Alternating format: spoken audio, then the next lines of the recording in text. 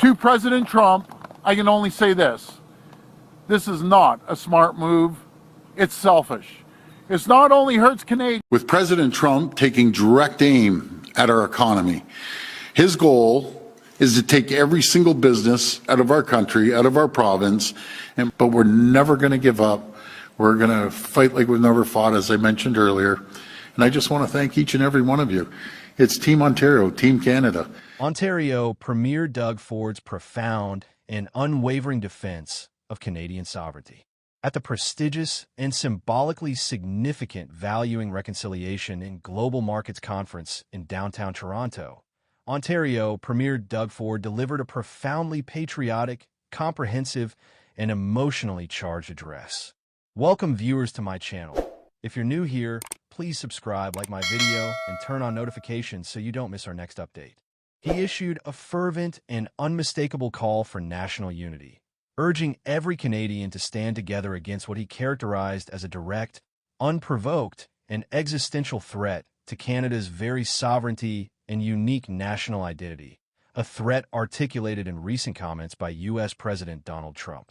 Ford's primary and most dramatic message was a deliberate and emotional appeal to the very core of Canadian patriotism and shared values.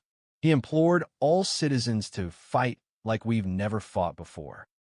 This was his direct, fiery, and completely unyielding response to Trump's public and highly provocative suggestion that Canada should be annexed and become the 51st state of the United States, an idea Ford found not only insulting but utterly unacceptable.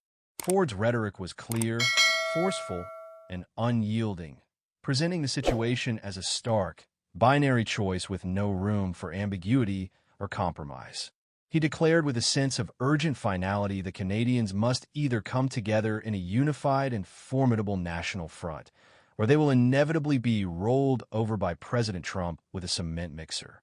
The Premier left absolutely no room for doubt about his own chosen path, stating forcefully, with a conviction that resonated throughout the room and was met with a roar of approval, "I take option 2. We'll never roll over. We'll never, ever be the 51st state, and I can tell you, Canada will never be for sale, especially for anyone but not President Trump." This powerful, unyielding, and defiant defense of national independence and self-determination resonated deeply and personally with the diverse and influential conference audience. They responded with a long, spontaneous, and enthusiastic round of applause, a powerful sign of the widespread public support and shared sentiment of national pride and resistance. In a carefully considered move to de-escalate potential broader tensions and maintain a sense of diplomatic nuance, Ford was careful to draw a crucial, strategic, and important distinction between the American president and the American people. He spoke of the American people with sincerity and respect, describing them as good, hard-working, and well-intentioned. He placed the blame for the current geopolitical tension and widespread economic instability squarely and unequivocally on the shoulders of Trump alone, stating with absolute certainty, he's the problem. The Premier pointed to the pervasive global turmoil and chaos that he argued has been intentionally and deliberately created by Trump's policy of imposing punitive and economically destructive tariffs. He cited specific and devastating examples, such as the 25% tariffs on Canadian automobiles and the equally damaging 25% tariffs on Canadian steel and aluminum products, which have had ripple effects across both economies and caused significant disruptions to supply chains. These protectionist measures, Ford cogently argued, have created significant and debilitating economic uncertainty that is causing real, tangible, and measurable harm to businesses, industries, and workers on both sides of the border, making long-term planning impossible. This traditional reliance on the historically close and symbiotic economic relationship with the United States was, in Ford's newly articulated and pragmatic view, no longer a viable, dependable, or safe strategy. As a result, he called for a fundamental, urgent, and necessary rethinking of Ontario's entire economic policy and a significant shift in its strategic focus. Ford declared with a sense of urgency that Canada can no longer rely on the United States, and that Ontario must, out of sheer necessity, pivot to focus on becoming more self-reliant and more resilient to safeguard its vital provincial economy for future generations. This strategic shift from a posture of dependency to one of self-sufficiency underscores a growing sentiment of economic independence and strategic autonomy in the face of what is increasingly perceived as a hostile, unpredictable, and unreliable trade partner in the current U.S. administration. The broader geopolitical context and the profound impact of Trump's proposal. Ford's impassioned and meticulously crafted address served as a direct, powerful, and deliberate counter-narrative to comments made by Donald Trump on his social media platform, Truth Social, just hours earlier. Trump had chosen the morning of a Canadian election, a day of national democratic importance, to address the Canadian people. He began with a seemingly benevolent and well-wishing good luck to the great people of Canada, before abruptly launching into a detailed and compelling, albeit entirely one-sided, pitch for why Canada should become the cherished 51st state. Trump presented a sweeping, grand, and entirely self-serving vision of the potential benefits that he claimed would magically accrue to Canada if it joined the United States.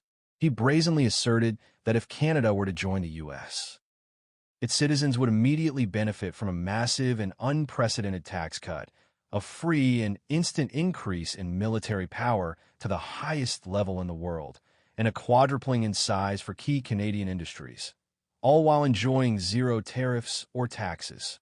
He dismissed the current border, a centuries-old marker of national identity, as merely an artificially drawn line from many years ago, arguing that a unified landmass with no border would be a beautiful, logical, and inevitable outcome, offering all positives with no negatives. To justify his audacious proposal, Trump claimed the U.S. could no longer afford to subsidize Canada with the hundreds of billions of dollars a year that we have been spending in the past, a statement that has been widely disputed by a vast majority of economic experts, suggesting that a full union was the only way for the financial relationship to be sustainable in the long run. The conference itself, the Valuing Reconciliation in Global Markets Conference, provided a significant, meaningful, and highly symbolic backdrop for Ford's critical remarks. According to its official website, the event is specifically designed to bring together influential industry leaders, government representatives, and leaders of indigenous-owned corporations to explore how businesses can achieve enduring success by building genuine, respectful, and mutually beneficial partnerships with indigenous peoples and honoring their inherent rights and title. Ford's deliberate decision to use this specific platform, an event focused on building respectful relationships and national values, to deliver his powerful message against Trump's comments on national sovereignty highlights the important and interconnected intersection of national identity, a forward-looking economic policy, and a deep commitment to fundamental domestic values, including reconciliation. The Premier's remarks are not an isolated or spontaneous incident. They are part of a broader, sustained, and strategic effort to counter the far-reaching economic and political impact of U.S. trade policies. In recent months, Ford has been a consistent, vocal, and tireless presence on various U.S. network television shows, where he has diligently explained to both American and Canadian audiences how the tariffs are not just a problem for Canada, but are also actively, measurably, and demonstrably hurting American industries, American farmers, and American consumers. This proactive and highly public outreach illustrates the deep, complex, and undeniable interconnectedness of the two North American economies and underscores the self-defeating and counterproductive nature of Trump's protectionist agenda. It also signals a new, more assertive, and more diplomatically proactive era in Canada-US relations, where Canadian leaders are now proactively engaging in public diplomacy to robustly and unapologetically defend their nation's economic interests and foundational sovereignty.